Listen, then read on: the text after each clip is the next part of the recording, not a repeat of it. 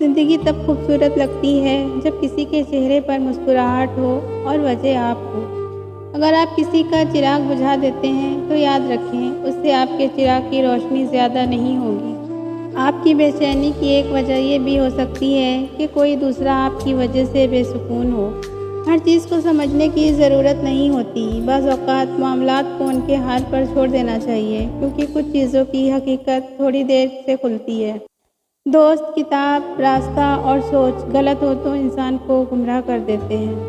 خود کو اتنا مصروف لازمی رکھیں کہ آپ کے پاس نفرت، پچھتاوے اور ڈر و خوف وغیرہ کے لیے وقت نہ ہو۔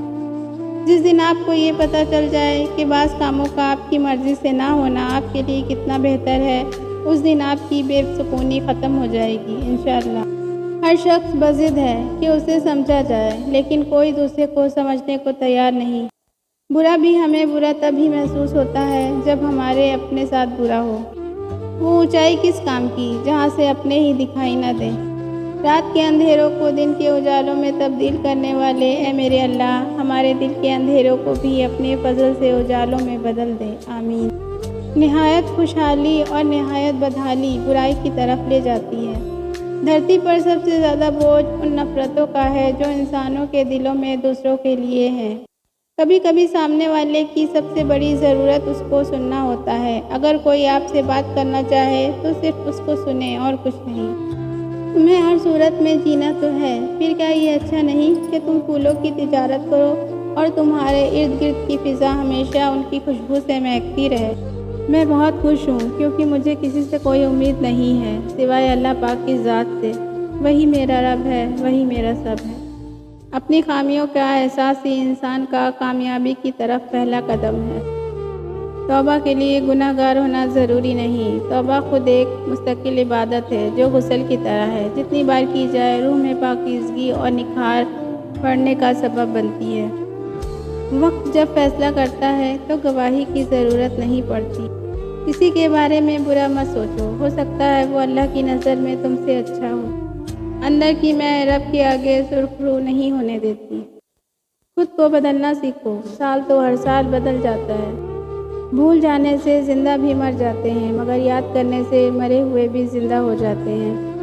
نیک لوگوں کو اللہ آزماتا ضرور ہے لیکن ساتھ نہیں چھوڑتا۔ اپنے اللہ سے باتیں کرنا سیکھو، وہ تمہارا رب ہے۔ جب قرآن اور نماز ہمارے معمول کا حصہ بن جائیں تو خوشیاں اور سکون ہماری زندگی کا معمول بن جاتی ہیں۔ تعلقات کو ٹھیک کرنے کی کبھی کوشش نہ کریں، بلکہ اپنے مالی حالات ٹھیک کریں، تعلقات خود بخود ٹھیک ہو جائیں گے۔ یوں تو وہ دلوں کے حال جانتا ہے، لیکن وہ چاہتا ہے کہ اس سے مانگا جائے کیونکہ وہ بادشاہ ہے۔ اللہ کو ہر وقت اپنے ساتھ سمجھنا افضل ترین ایمان ہے۔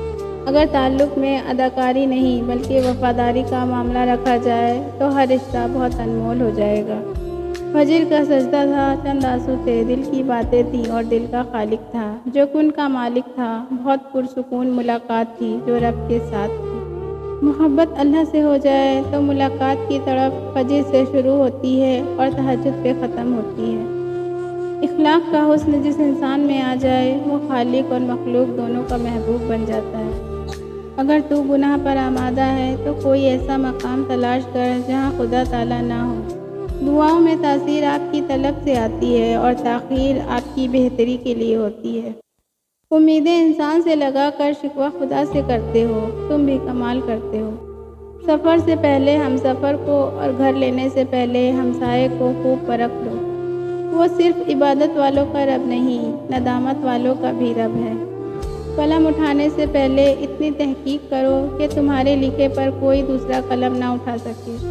بیمار تو سو بھی جاتا ہے مگر مقروض کو نیند نہیں آتی۔ بے شک اچھا ہو یا برا، اللہ کو اپنا ہر بندہ محبوب ہے۔ وہ پاک ذات تمہاری ساری سنتا ہے جس کی تم ایک نہیں سنتے۔ گناہوں سے دنیا کا ایک نقصان یہ ہے کہ گناہ گار کو اللہ تعالیٰ سے ایک وحشت سی رہتی ہے۔ بلا وجہ شک اور بحث رشتوں کو خراب کرنے کا باعث بنتے ہیں۔ مشکل کاموں میں ایک مشکل کام ماں کے بغیر جینا بھی ہے۔ ویسے تو انسان خاک ہے مگر لفظوں میں آگ لیے پھرتے ہیں۔ کچھ لوگ اعتبار کے نہیں احتیاط کے لائق ہوتے ہیں۔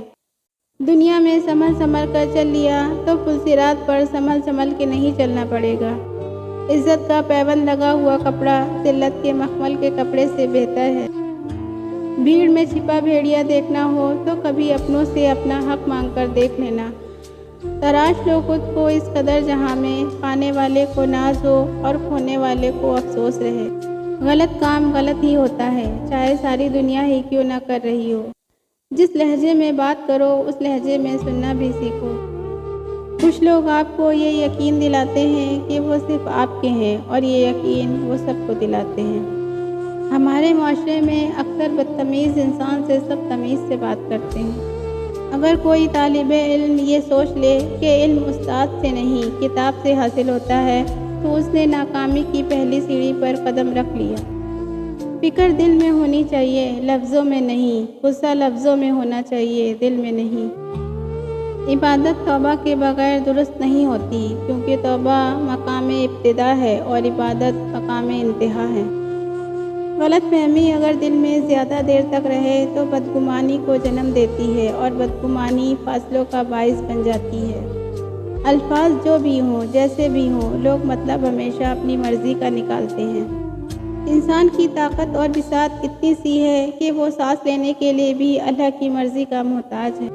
عورت کو سورج کی مانند ہونا چاہیے کہ جس کو دیکھنے سے پہلے ہی آنکھیں جھک جائیں۔